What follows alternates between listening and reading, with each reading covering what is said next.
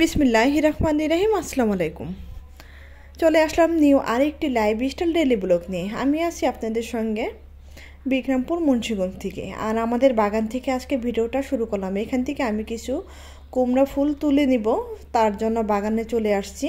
আর আজকে তো কুমড়া ফুলের বিচি দিয়ে ইলিশ মাছ রান্না করব, কুমড়ো ফুলের পকোড়া বানাবো, সেটাই আপনাদের সঙ্গে শেয়ার করব। আর শেয়ার করব সুন্দর একটি গল্প না, একদম বাস্তব একটা কাহিনী, আমার ছোটো মামার বাড়ির কাহিনী।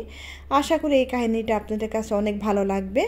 সেটা হলো 7 ডেক ভর্তি গুপ্তধন বা স্বর্ণ, সেটা নিয়ে কাহিনীটা একদম বাস্তব ঘটনা, সেটাই শেয়ার করব। আর সবার আগে আমি একটু বলে নিই, গল্পটা শুরু করার আগে বন্যার পরিস্থিতি খুবই ভয়াবহ। ইন্ডিয়ার পানি সব ছেড়ে দিছে, বাঁধ ছেড়ে দিছে। আমাদের দেশের জায়গায় জায়গায় যে পরিস্থিতি দেখে কান্না পায়। ফেসবুক ইউটিউব ছাড়লে দেখা যায় বন্যার পানিতে সব কিছু তুলে যেতেছে, অনেক মানুষ মারা গেছে। কী যে অবস্থা, আমরা সবাই মিলে বন্যাবাসীদের জন্য অনেক অনেক বেশি করে আল্লাহর কাছে দোয়া করব, আল্লাহ যেন পরিস্থিতি সব ঠিক রাখে। আর কুমড়া ফুলগুলো ছিঁড়ে নিলাম। আর এখন আমি শুরু করে দিব সেই আমার মামা বাড়ির সত্যি কাহিনীটা। আমার মামা বাড়ি মানে আমার নানুদের বাসা, নানাদের বাসা। 2 মামা আমাদের, ছোটো মামা বড় মামা থাকতো। ছোটো মামা একটু নদীর সাইডে, আমাদের নানা বাসাটা নদীতে ভাঙতে ভাঙতে অনেকটা কাছে এসে পড়ছিল। তারপরে মামার বাড়ি, মামা সবসময় দেখতো ভোর রাতে কি ভাই এসে সাপ, আর শুধু স্বপ্নে দেখতো মামি যে একজোড়া নারকেল, মামির কাছে আর কি একজোড়া নারকেল চোখ বন্ধ করলে আর কি চেতো, কে চেতো সেটা জানি না, একজোড়া নারকেল দিতে বলতো। তারপরে এমন করে আমার মামা আবার অনেক কিছু জানতো একজনের কাছে, এক মুরব্বী, সে আর কি সব কিছু জানে। ওনার সঙ্গে পরামর্শ করলো যে আমার ওয়াইফের কাছে আর কি একজোড়া নারকেল চাই, এটা কি দিব? আর প্রতিদিনই স্বপ্নে দেখা কয় না, নারকেল দেওয়া ভালো না, নারকেল দিলে কি হয় সেটা আর কি ভেঙে সে বলে দিল। নারকেল মানে একজোড়া সন্তান আর কি, ছেলে সন্তান আর কি, 2টা ভাই চায় আর কি, 2টা আমার মামাতো ভাই চায়। আর লোভ দেখাইছে যদি একজোড়া নারকেল দেস তাহলে তোদের 7 ডেক ভর্তি গুপ্তধন বা স্বর্ণ গহনা, হীরা মানিক এগুলি পাবি, আছে কিন্তু তোর বাড়ির মধ্যেই। এগুলো বলে বলে মামাকে প্রচণ্ড লোভ দেখাতো। তারপর তো মামা তো কিছুতেই রাজি হয় না, সন্তানের বিনিময়ে এটা কি কখনো হয় নাকি, সেটা কিছুতেই রাজি হয় না। তারপরে এদিকে এমন করতে করতে দেখা গেল হঠাৎ করে না বলতো, স্বপ্নে শিখাই দিছে ওই মুরব্বী, শুধু না বলতো না দিব না, কয় না দিলে তোর ক্ষতি হবে, দিলে তোর ভালো হবে, শুধু ভয় দেখাতো, না দিলে তোর ক্ষতি হবে, দিলে ভালো হবে। এমন করে আমার বড় এক মামাতো ভাই জানতে পেলো, তার কাছে সব ঘটনা বলার পরে হঠাৎ করে একদিন আমার মামি প্যারালাইজ হয়ে গেল। ক্ষতি মানে এই যে ক্ষতি করে দিল, মামিকে প্যারালাইজ করে দিল না দেখে। তারপরে ওই মামাতো ভাইকে সব জানালো যে কাহিনীটা কি, মামা সব জানালো। জানার পরে মামাতো ভাই থাকতো হলো যশোরের ওদিকে আর কি, ওখানে একজনের এমন কাহিনী হয়েছে, তার সাথে একটু পরামর্শ করলো মামাতো ভাই। তারপরে ওনার কাছে কথা বলে এক মহিলাকে নিয়ে আসলো। উনি আবার এইসব লাইনে সব কিছু বুঝে আর কি, ওই বাসা পাড়া দিলে আর কি উনি বুঝতে পারতো এই সব লাইনে উনি কাজ করে।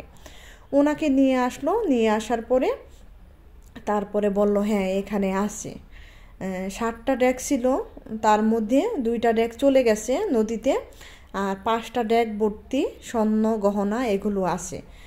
তোমরা যদি এগুলো নিতে চাও তাহলে আমি এগুলো উদ্ধার করে দিতে পারি, অর্ধেক ভাগ দিতে হবে। না অর্ধেক না, 3 ভাগের 1 ভাগ, মনে করো 1 ভাগ দিবে আমার মামাতো ভাইরে, আর 2 ভাগ নিবে ওই মহিলা। এইভাবে কন্ট্যাক্ট করলো মামাতো ভাইয়ের সঙ্গে, সেটা গোপনে, আমার মামা মামি কেউ জানে না, এমনকি আমার মাও জানে না। তারপরে কিছুদিন পরে বলে আগে বাড়িটাকে বন্ধক করতে হবে আর কি, সে ফকিরের লাইনের ঝাড়ঝুর এগুলি দিয়ে বাড়িটাকে বন্ধক করতে হবে, না হয় ওই এরা আর কি সাপ আছে এখানে, গুপ্তধনগুলো যে পাহারা দিয়ে সাপ রাখতেছে, সেই সাপে না হলে ক্ষতি করতে পারে, একদম নির্বংশ করে দিবে। এই জন্য বাড়িটাকে আগে ওই সাপগুলোকে আর কি তাদের আয়ত্তে আনবে, যেন সাপগুলো কিছু না বলে। তারপরে এগুলি ওই মহিলা করলো।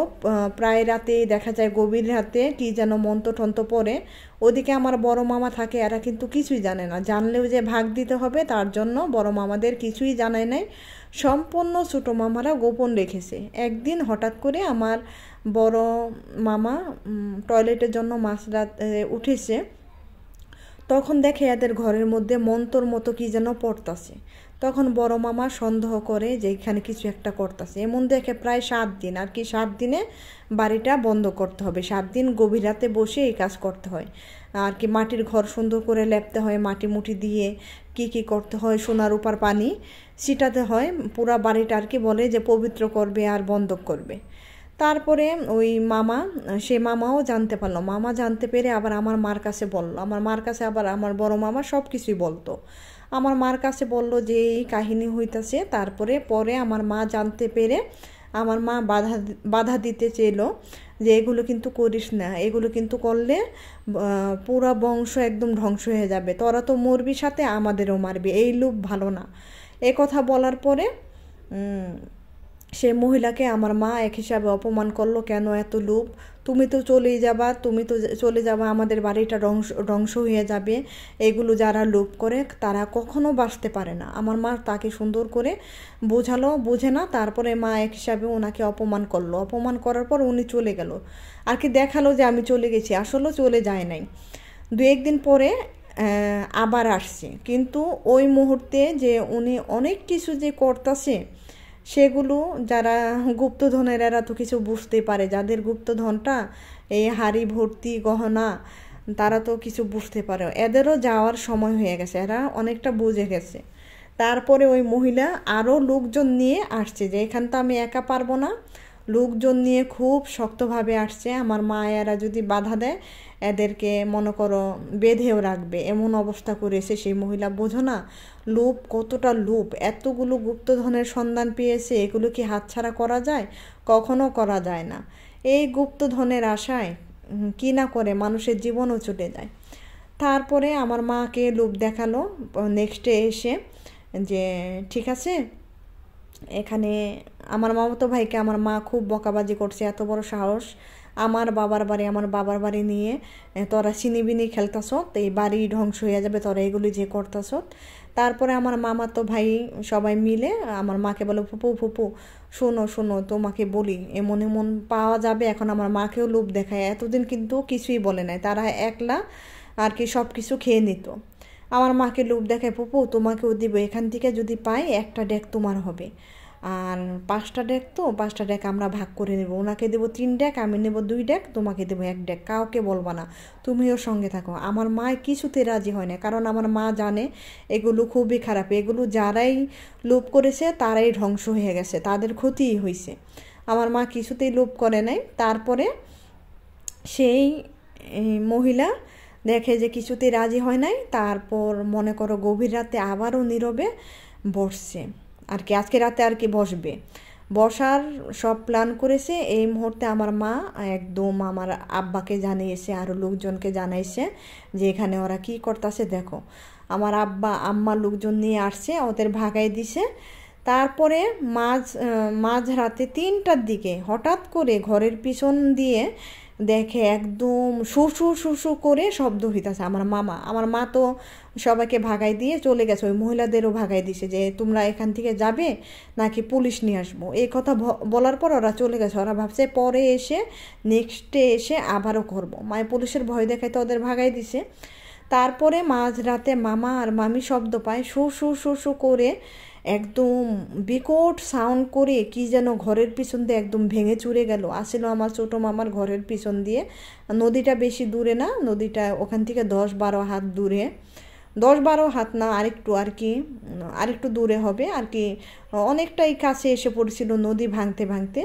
শু করে কি যেন চলে গেল। চলে যাওয়ার পরে তারপরে উঠে দেখে ফজরের আজান পড়ে গেছে, আর এর আগে আমার মামি বের হতে দেয় না, বলছে যে না তুমি বের হয়ে না, আজানের আগে বের হওয়া ভালো না, এমন আছে তোমার জানও চলে যেতে পারে।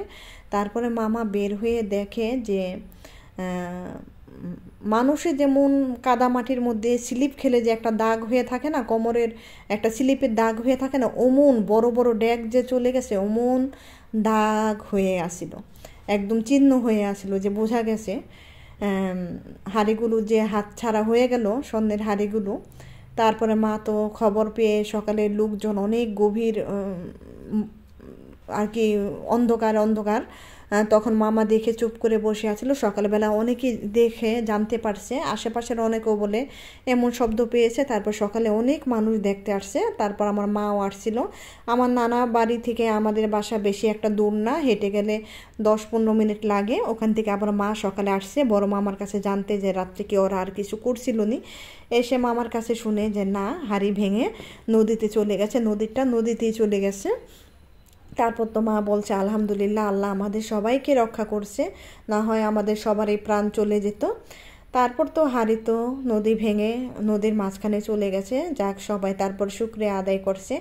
আসলে যে এখানে কিছু ছিল নিজের চোখে না দেখলেও কিন্তু কাহিনীটা একদম সত্যি। এটা কিন্তু প্রায় 6-7 বছর আগের ঘটনা, আমি তোমাদের সঙ্গে শেয়ার করলাম। আর কিছুদিন পরে আমাদের নানা বাসাটা পুরাটাই কিন্তু নদীতে ভেঙে নদীর মাঝখানে চলে গেছে। শুধু অল্প একটু পাহাড় আছে, এছাড়া আর কোনো চিহ্নই নাই নানা বাড়ির। তাহলে দেখো, লোভে পাপ, পাপে মৃত্যু। আসলে কোনো কিছুতে লোভ করা ভালো না। আর কেমন লাগলো আমার গল্পটা। আর এই যে দেখো, খাবার দাবার শেষ করে রান্না বাড়া করে এই যে একটু আমড়ার আচারও বানিয়ে নিলাম। তোমরা কিন্তু কমেন্ট করে জানিও। এটা কিন্তু একদম সত্যি, আমি একটু বানিয়ে বলি নাই, আমাদের কাহিনীটা সত্যিকারই একটা কিন্তু এটা গল্প। তাই আবার চলে আসবো নিয়ে আরেকটি গল্প নিয়ে। আল্লাহ হাফেজ।